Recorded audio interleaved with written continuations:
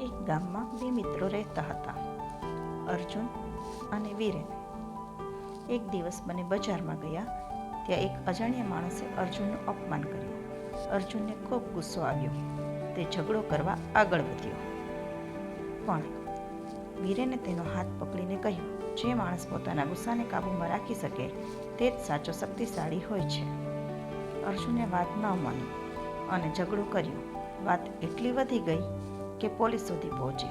અર્જુનનો આખો દિવસ બગડી ગયો, માન સન્માન પણ ઘટ્યું.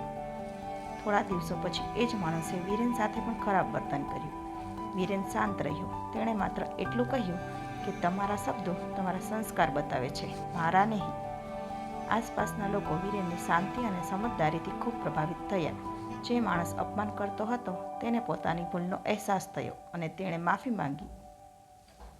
ત્યારે અર્જુનને સમજાયું કે ગુસ્સો માણસને ક્ષણિક જીત અપાવે છે, પરંતુ સમજદારી માણસને જીવનભરનું સન્માન અપાવે છે. ગુસ્સો જીતવાનો પ્રયાસ કરે છે, જ્યારે સમજદારી દિલ જીતી લે છે, અને દિલ જીતનાર વ્યક્તિ જ સાચા અર્થમાં મહાન હોય છે.